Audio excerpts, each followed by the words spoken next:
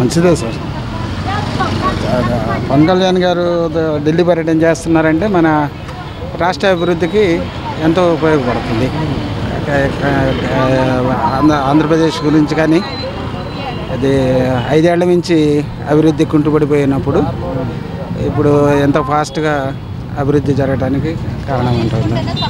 మొదటిసారిగా డిప్యూటీ హోదాలో ఉన్న పవన్ కళ్యాణ్ మొదటిసారి ఢిల్లీ వెళ్ళారు. అమిత్ షా గారితో భేటీ అయ్యారు.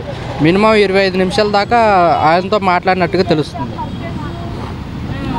మంచిదే సార్. ఆయన సనాతన ధర్మం అని ఎత్తారు. అయితే ఇది సనాతన ధర్మాన్ని కాపాడుకోవాలని చెబుతున్నాడు కానీ ఇతర మతాల మీద పోరాటానికి వెళ్ళమని చెప్పట్లేదు కదా.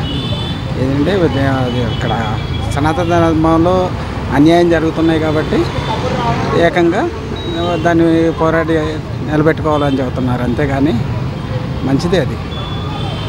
పవన్ కళ్యాణ్ వల్ల ఏపీకి ఎంతో అభివృద్ధి జరుగుతుందని అనుకోవాలి. అలాంటి నాయకులు కావాలనే ఏపీ ప్రజలు స్పష్టంగా తీర్పు ఇచ్చారు. అదేవిధంగా కూడా పవన్ కళ్యాణ్ గారు వర్క్ చేస్తున్నారు. రాష్ట్రానికి సంబంధించి నిధులు విధుల గురించి కూడా అమిత్ షాతో మాట్లాడినట్టుగా కొంత సమాచారం.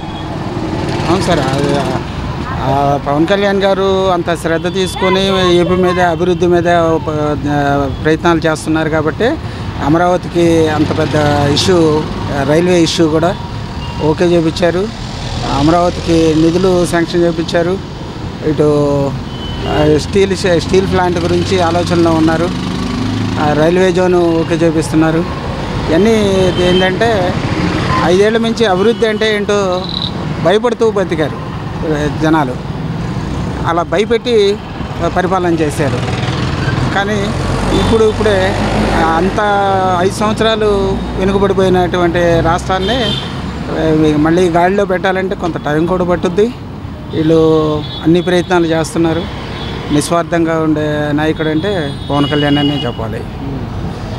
దానికి తోడు అనుభవంతో చంద్రబాబు నాయుడు గారి పరిపాలన కానీ, ఆయన అనుభవం, ఈయన కృషి పట్టుదల కానీ ఏపీ వచ్చే ఒక 5 ఏళ్లలో బాగా అభివృద్ధి చెందుద్దని అనుకుంటున్నాం.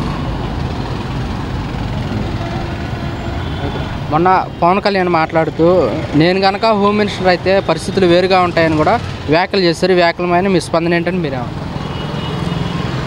అంటే ఇప్పుడు హోమ్ మినిస్ట్రీలో జరుగుతున్న నిర్లిప్తగా ఉండటం కానీ అటువంటివన్నీ కూడా చూసి అతనికి ఆవేదనతో ఈ విధంగా వాళ్ళ కూటమిలో ప్రభుత్వంలో ఉన్న నాయకులతో కూడా శృతిమెత్తంగా సూచన చేశారు.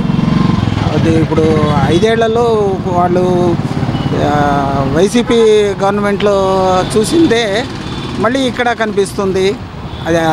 అది వద్దు అనుకునే కదా మనకు మన మీద నమ్మకంతో ఇంత మెజార్టీతో గెలిపిస్తే మీరు మళ్ళీ ఆ వైసీపీనే గుర్తు చేస్తున్నారు. ఆ వైసీపీ మొత్తం ఇంకా వదలలేదా ఏంటనే ఇది ఉద్యోగ ఆఫీసర్లకు కానీ ఉన్న నాయకులకు కానీ చాలా శృతిమెత్తగా ఒక రకంగా వార్నింగ్ అనుకోవాలి.